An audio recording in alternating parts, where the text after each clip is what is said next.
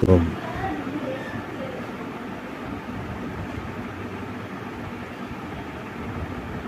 ఈరోజు టాపిక్ కలియుగంలో ముఖ్యంగా పురుషుల ఆయుర్దాయం ఎందుకు తక్కువగా ఉంది, దీనికి కారణాలు ఏంటి? నాకు తెలిసినవి, నేను విన్నవి, నా అనుభవంలోని కొన్ని చెప్తాను. If you interested, subscribe my channel. స్త్రీ పురుషులు సమానమేనా? కాదు. కొన్ని విషయాల్లో స్త్రీలు పురుషుల కంటే ఎక్కువ. ఎందుకంటే వారు లేకపోతే ఈ సృష్టి నియమం జరగదు, వంశం అభివృద్ధి లేదు. కాబట్టి భగవంతుడు తాను సృష్టించిన సృష్టి ముందుకు వెళ్ళటం కోసం స్త్రీ అనే శక్తిని సృష్టించాడు. కాబట్టి స్త్రీయే అధికురాలు పురుషుడి కంటే. నెంబర్ 2,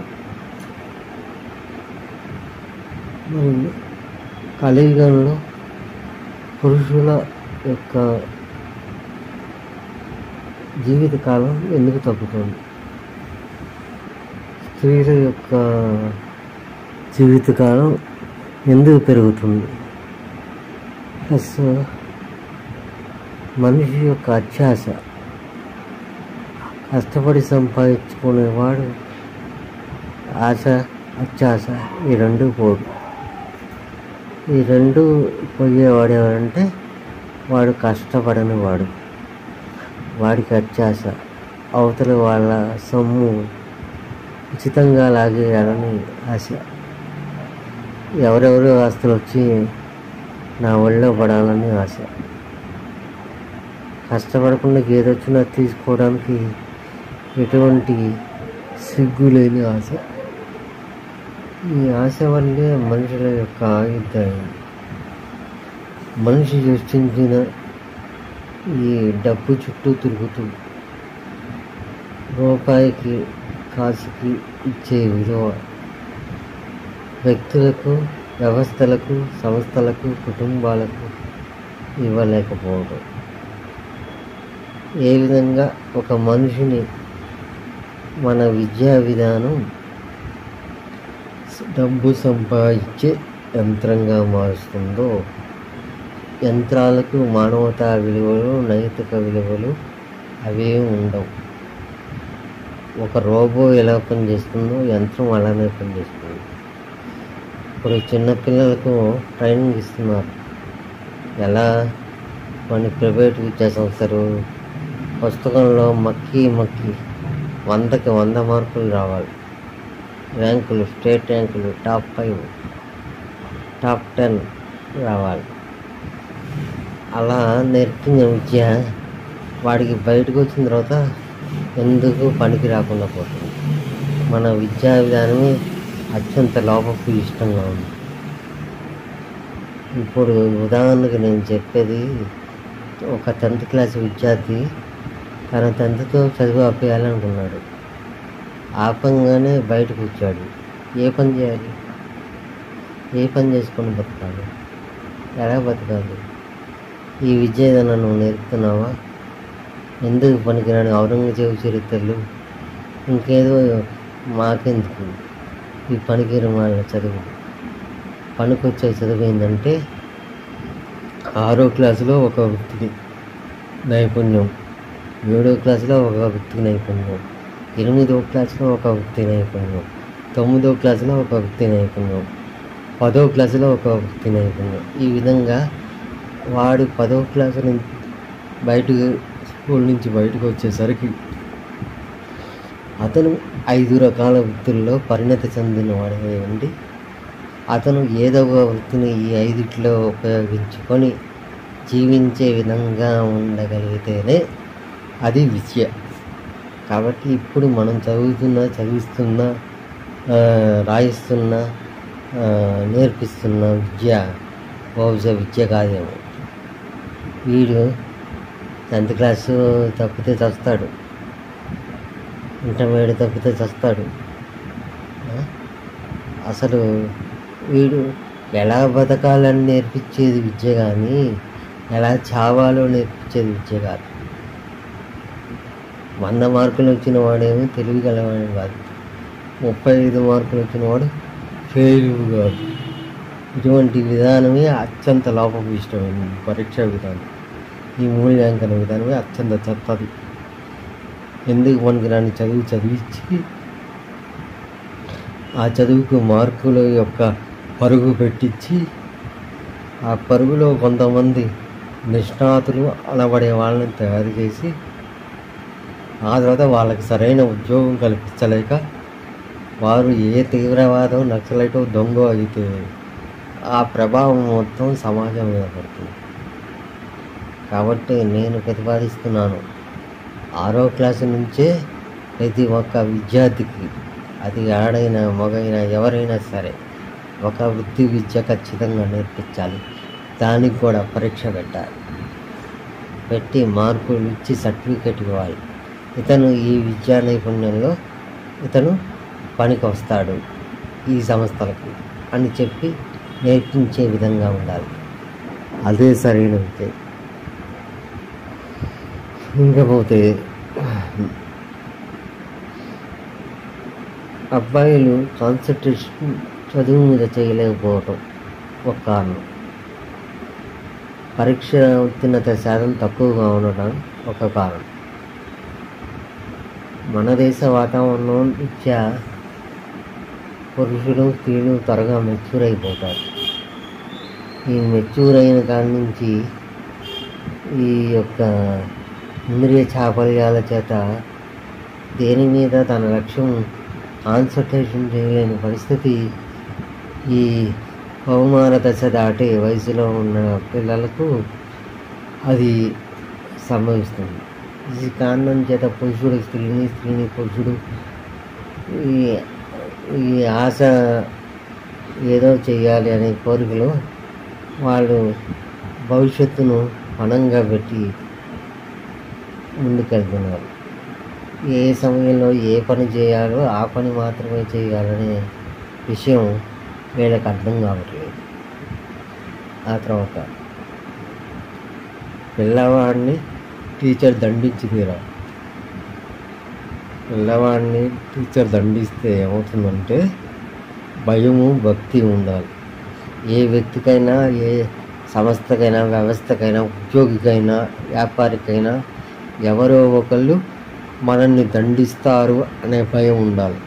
ఆ భయం లేకపోతే టీచర్ని పిల్లవాడు కొడితే మీడియా సంస్థలు వచ్చి తప్పుగా ప్రచారం చేసి టీచర్నే కొట్టే పరిస్థితిలో విద్యా వ్యవస్థ ఉంటే ఇంకా ఆ విద్యార్థి పనికొచ్చే విద్యార్థిగా ఎలా మారుతాడు?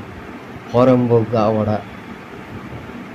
కాబట్టి టీచరు విద్యార్థిని కొడితేనప్పుడు ఉద్దేశపూర్వకంగా ఏ తప్పు లేకుండా కొడితే అది తప్పేమో కానీ అతన్ని దారిలో పెడతాను ఒక దెబ్బ కొడితే దాని మీద తల్లిదండ్రులు వచ్చి స్కూల్లో గొడవ చేయకూడదు.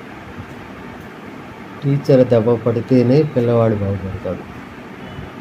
అలా దెబ్బ పడకుండా ఉండటం వల్లే ఇప్పుడు నేరస్తులుగా మారి యవ్వనులని రౌడీలుగా మారి పోలీసుల చేత తన్నులు తినే పరిస్థితి తర్వాత వస్తుంది. ముందు టీచర్ చేత దెబ్బలు తింటాడా లేదా పోలీసులతో తన్నులు తింటాడా అనేది తల్లిదండ్రులు ఆలోచించుకోవాలి. కాబట్టి అనవసరంగా టీచర్లను బ్లేమ్ చేయొద్దు. ఒక చిన్న దెబ్బ కొడితే ఏం కాదు, బిడ్డేమి కందిపోడు. కష్టాలు నష్టాలు రెండు అనుభవించిన వాడే మనిషి అవుతాడు. ఈ రెండు అనుభవించలేని వ్యక్తి ఎప్పటికీ సక్సెస్ఫుల్ మ్యాన్గా ఉండడు. ఇంకపోతే కలియుగంలో పురుషుల ఆయుర్దాయం తక్కువ. దీనికి అనేక కారణాలు ఉన్నాయి. ఇందులో కొన్ని కారణాలు ఈరోజు చెప్తాను.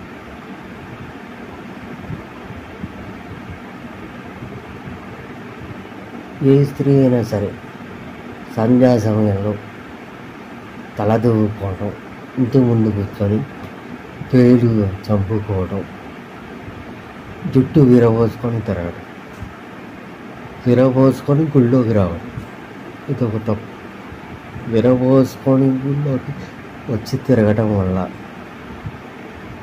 ఎవరైతే ఆ స్త్రీని చూశారో చూసిన వాళ్ళ ఆయుర్దాయం అంతా తగ్గుతుంది. ముఖ్యంగా పురుషులు, ఆ ఇంటి యజమాని ఆయుర్దాయం కూడా తగ్గుతుంది జుట్టు విరబోసుకొని తిరగడం వల్ల. ఇదే విషయం మహాభారతంలో కూడా జరిగింది.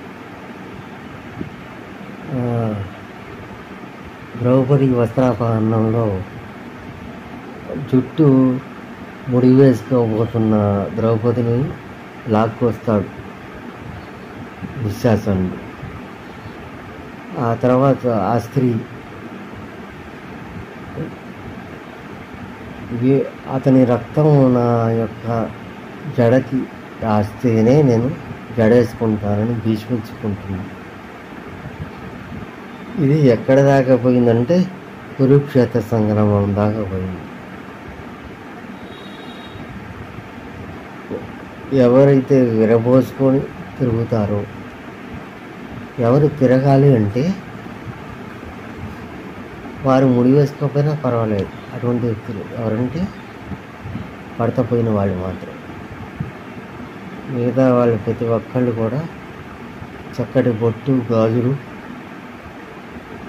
చీర, సనాతన సంప్రదాయాన్ని పాటిస్తూ గుళ్ళోకి రావాలి.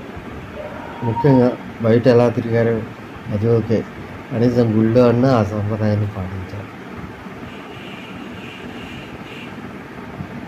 అలాంటి స్త్రీని చూసిన పురుషుడు ఆయువుని కోల్పోతాడు.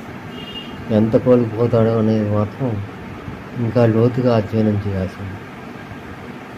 ఇలా ఎన్నిసార్లు చూశాడో అన్నిసార్లు ఆయుర్దాయం తగ్గడం వల్ల,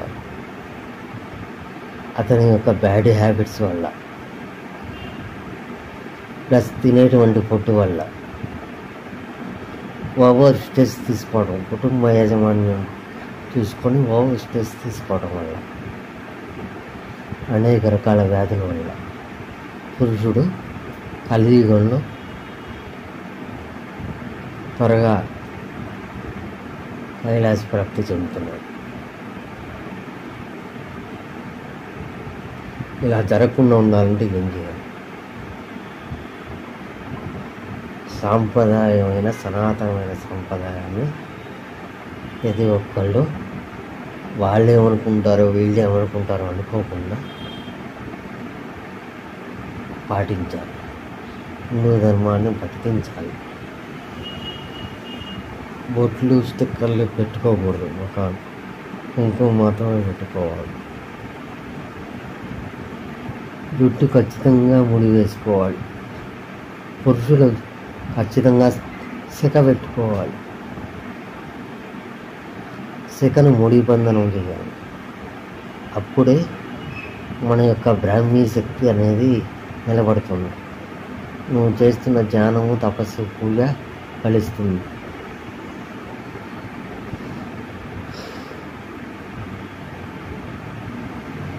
ఇకపోతే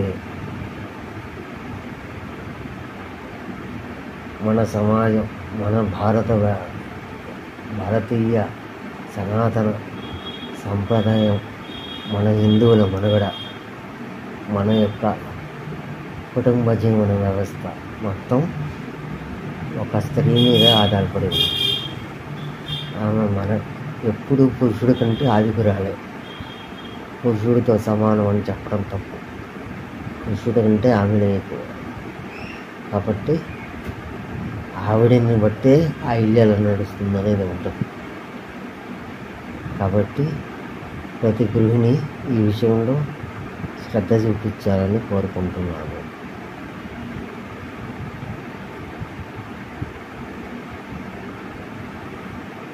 ఇది అన్యదా భావించకండి. జరుగుతున్న దాన్ని కొద్దిగా చెప్పాలనే ప్రయత్నం చేశాను. ప్రతిరోజు ఉదయం నిద్రలేవగానే కుడి చేతిని పురుషులు, ఎడమ చేతిని స్త్రీలు చూస్తూ